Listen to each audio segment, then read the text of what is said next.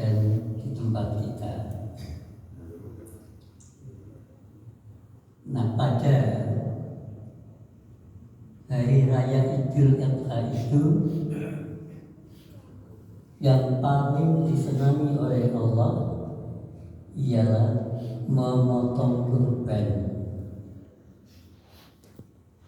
Nah, insya Allah untuk yang akan datang ini di tempat kita ada 6 ekor sapi. Kalau kambingnya tak dua.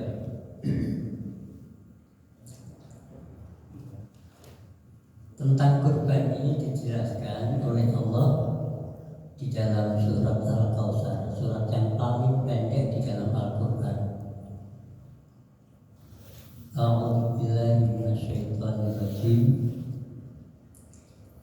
Inna a'tainakal kautsar fasholli li rabbika wanhar inna shani'aka huwal abtar.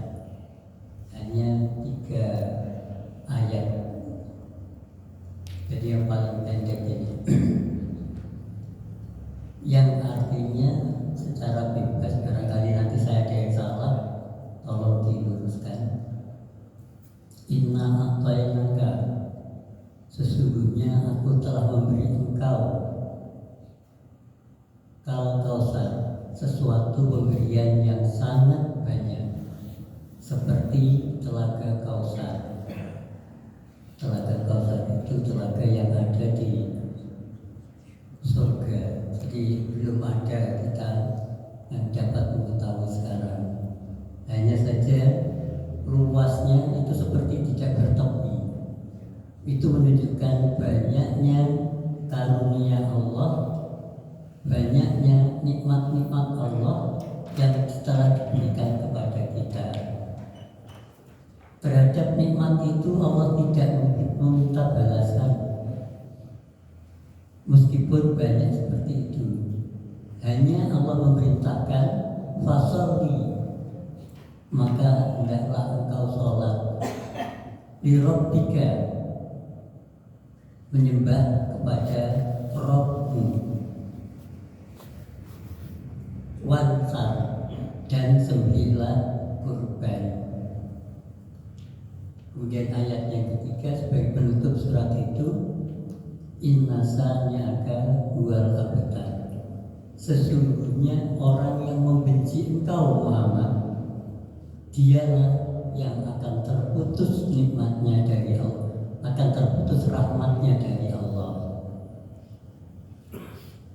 Bapak-bapak, adik-adik, kalau kita cermati ayat yang pendek ini, surat yang pendek ini, hendaknya untuk hati kita.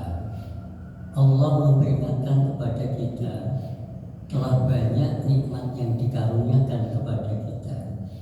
Kita disuruh sholat dan disuruh menyembelih kurban.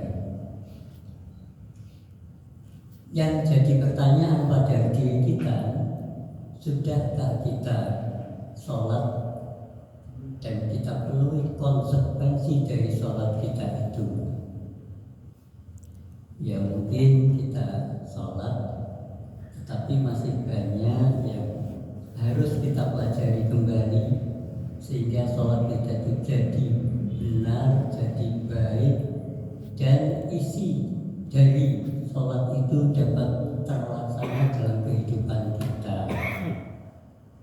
Nah, ini yang perlu kita tingkatkan terus-menerus.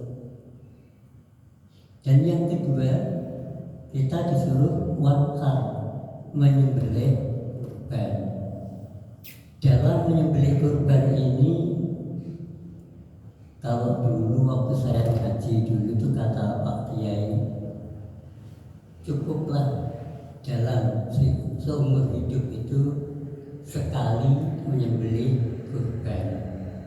Tapi ini perlu kita cermati kembali Bapak-bapak, karena memang masih banyak orang yang mengatakan ya menyembelih kurban itu cukup sekali seumur hidup.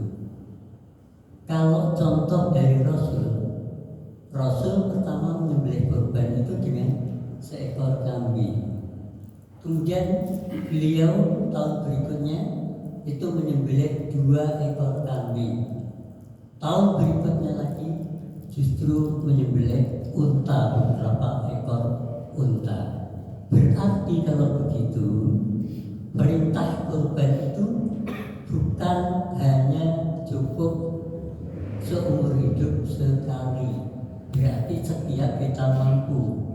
Bahkan di dalam khutbahnya beliau itu pernah menyampaikan, barang siapa yang mampu berkurban pada hari ini kemudian tidak mau berkurban, maka jangan mendekati musola ini, atau tempat sholatnya Nabi. Kalau tidak boleh mendekati tempat sholatnya, berarti dia tidak berjamaah. Padahal dalam sholat itu jamaah itu punya nilai yang sangat tinggi, maka dia tidak akan mendapatkan nilai yang sangat tinggi itu. Dan ini menunjukkan bahwa kurban itu bukan hanya sekali seumur hidup. Setiap tahun, setiap Idul Adha, manakala kita mampu dapat berkurban, maka itu hendaknya kita laksanakan untuk berkurban. Nah, ini yang perlu kita ingat dan kita pedomani, bukan dipedomi tapi dipedomani. Selanjutnya,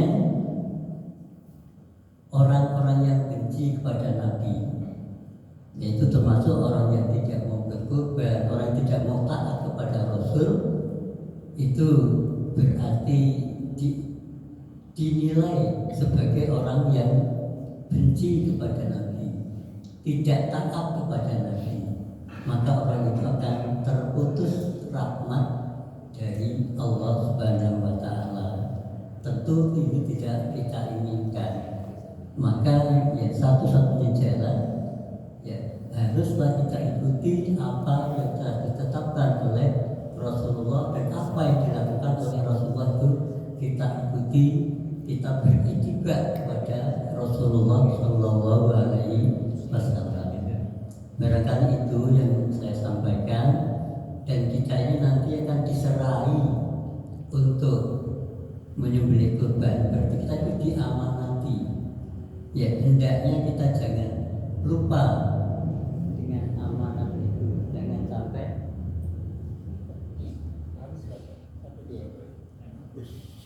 sampai ada kekeliruan, kesalahan dalam pelaksanaan, baik mulai dari pemotongan sampai pembagian. Jangan sampai ada keliru, dan insyaallah nanti akan disampaikan tata caranya, teknisnya oleh Bapak Ketua Takmir.